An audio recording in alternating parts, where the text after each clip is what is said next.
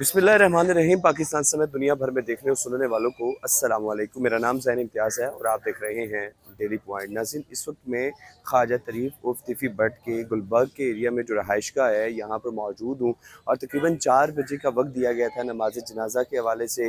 Dead body को जो है वो घर के अंदर पहुँचा दिया गया है और यहाँ पर जो है घर के बिल्कुल सामने ही बताया जा रहा है कि यहाँ पर जो है नमाज जनाजा अदा होगी और उसके बाद जो है फिर जो है उनकी तदफीन का अमल होगा। और उसके बाद यहाँ पर आप देख सकते हैं कि जितने भी जो अजीज़ व अकारिब हैं उनके आने का जो है वो भी तांता बंधा हुआ है। और उसके बाद जो है हम देख सकते हैं कि इस वक्त आप ये देख सकते हैं कि तमाम यानी कि जितने भी अजीज़ व अकारिब हैं ख्वाजा तरीफ उर्फ तिफ़ी भट्ट के, वो इस वक्त जो है वो घर के अंदर जा रहे हैं और अहले खाना से अफसोस कर रहे हैं।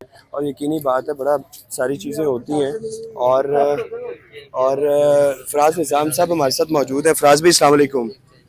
फराज भाई अस्सलाम वालेकुम। वालेकुम अस्सलाम। सर क्या हाल है? ठीक है सर। यकीनी बात है कि इस वक्त 4 बजे का वक्त दिया गया था नमाज जनाजा का, तो क्या समझते हैं कि 4 बजे नमाज जनाजा होगा, कहाँ पर होगा और क्या सूरत हाल है? देखिए 4 बजे का उन्होंने बताया असर की नमाज के बाद। तो पहले असर की नमाज होगी और उसके बाद नमाज जनाजा अदा किया जाएगा।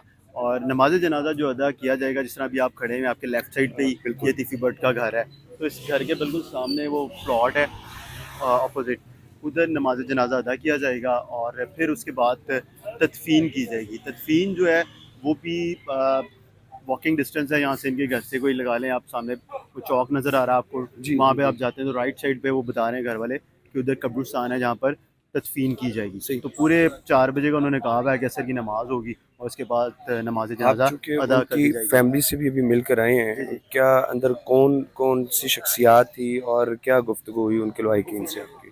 देखिए उनके जो मिलने के लिए आ रहे हैं वो तिफ़ी भट्ट के जो दोस्त हैं पुराने, वो लोग आ रहे हैं मिलने के लिए, ताज़ियत करने के लिए, अफसोस करने के लिए। और फिर उनके रिलेटिव्स हैं। तो अभी जिस तरह भी आप देख रहे हैं कि कल जब मैं इधर आया था और उस वक्त इतना रश नहीं था यहाँ पे बिल्कुल भी, जितनी आप यहाँ पे आवाम देख रहे हैं बिल्कुल ऐसा नहीं था, नज़र आ रहा था। आज बहुत ज़्यादा रश है और चूँकि ज़ाहिर सी बात है उनके जो फैमिली मेम्बर्स हैं, करीबी जो रिलेटिव्स हैं, वो काफ़ी देर से यहाँ पर आ रहे हैं अफसोस के लिए। और जिस तरह उनके जो करीबी जो दोस्त हैं, उनका जो हल्का बाप था, ज़ाहिर सी बात है तिफ़ी भट्ट का एक नाम था और वो इस सबको ही पता है कि जो यहाँ पे ख्वाजा अजहर गुलशन जो कि तिफ़ी भट्ट के बड़े भाई हैं वो भी अंदर मौजूद थे। और कल उन्होंने एक मीडिया से गुफ्तगू की थी कि उन्होंने कहा है कि सीएम साहिबा मरीम नवाज़ शरीफ साहिबा और शहबाज शरीफ साहब, आपका शुक्रिया, आपने मेरे भाई का तोहफ़ा मुझे दिया।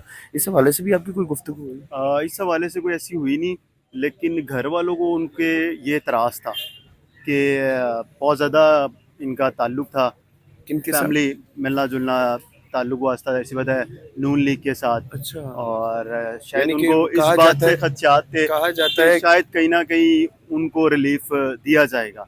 तो इसलिए उन्होंने ये गिला शिकवा किया कि मरीम नवाज़ को उन्होंने कहा कि जी आपने हमें जो उन्होंने अपने भाई को मुखातिब करते हुए कि उसकी जो लाश हमें दी है, तो ये आपने हमें तोहफ़ा दिया है, क्योंकि इतनी पुरानी हम जद्दोजहद आपके लिए करते आ रहे हैं, आपके साथ अटैच हैं। और ये लाहौर की तारीख, इसमें ढकी छुपी बात नहीं है। जो सियासी पॉलिटिशियंस होते हैं, पार्टीज़ होती हैं, उनका इस तरह ताल्लुक़ होता है और जिनका असर रसूख होता है। अब देखें ना, तिफ़ी भट्ट, गोगी भट्ट, पूरे लाहौर में पहचान थी इनकी, जाने जाते थे तिफ़ी भट्ट डॉन के नाम से।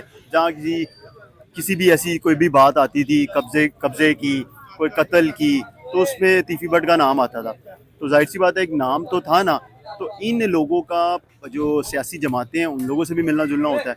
तो इसी बेस के ऊपर उन्होंने कहा। फिर उनके जो भाई हैं वो भी देख लें, एक ताजिर हैं और ताजिर बरादरी में इन लोगों का बड़ा असर रसूख है, नाम है।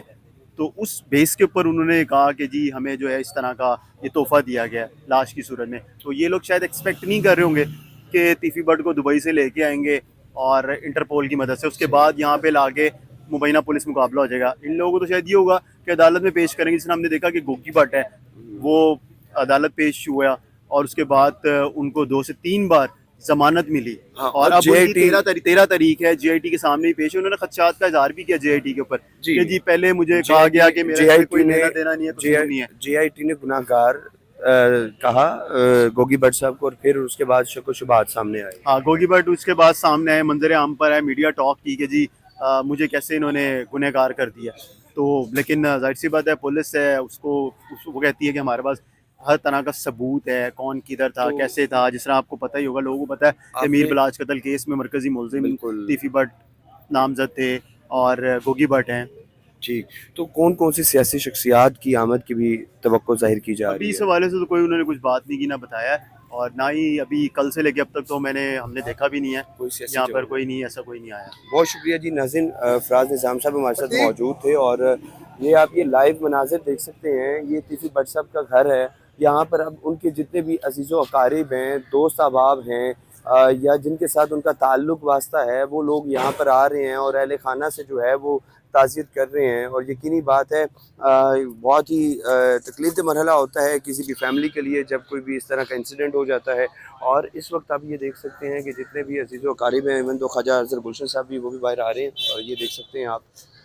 और नमाज़ जनाज़ा का जो वक्त है वो तकरीबन 4 बजे का बताया जा रहा है।